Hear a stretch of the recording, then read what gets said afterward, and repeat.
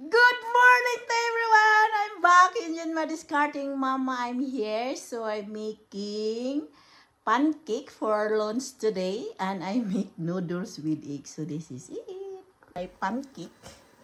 And I make a noodle that is the Rasta lunch. And then I have lunch today. It's pancake. My lunch today, and here we are, the nice weather, guys. It's a beautiful weather today, but it's still wine, and then I'm going to eat lunch here. It's eating time. Dito tayo kain ng lunch, guys. This is the views. So I ate this in front this views. It's beautiful and nice. This is my lunch. And the nice beautiful weather today. It's a little wine. Ano siya, mahangin kaunti. But may kain tayo ng lunch. But I still use my pajamas. Di pa ako nakapagbihis. So, lang dito tayo sa mga views dito, guys. Na beautiful views, guys. Upo muna tayo. So, ang ganda. And then the sea, it's a blue sky. Yes, mag-enjoy muna tayo sa weekend ko nito. It's Saturday here in Norway, almost 12 o'clock. So let's eat muna tayo, guys. Let's eat. Kain tayo ng lunch, guys. Yes, simple lang, guys. Mayroon tayo ng 1 pack na noodles at nilagyan ko lang siya ng 2 egg. So napaka-daling pagkain, guys. Ito na yan, kain na tayo, guys. So let's eat. Yummy.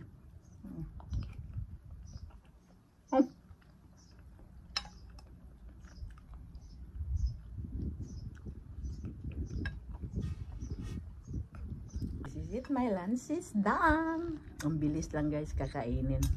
And napakadali and easy. This is it. Is that strawberry, and the cabin is called the summer house, guys. That is strawberry. It's the flower already, and then she hang the flower. She bought also the flower here, guys.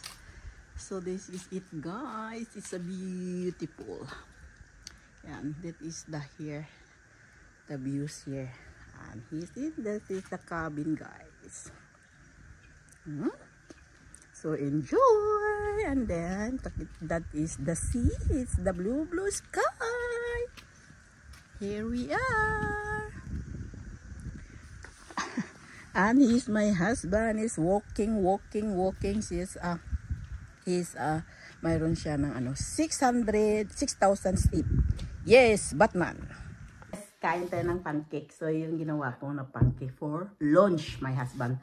And then mayroon tayong blueberries na jam without sugar. So, ito, lagyan natin yung pancake with blueberries. This is yummy. It's so amazing. Yummy. Yes. And this is it, guys. And then, ang gawin na natin, i-roll lang natin yan. Yan. Roll. Ganyan kami kumain ng pancake. Usually sa mga Norwegian, eat with bacon and sugar. But for me, it's only jam. And this is it, guys. And then, ikakat lang natin into 2. Dahil mahaba siya. And this is it. So, kain na tayo, guys. The best.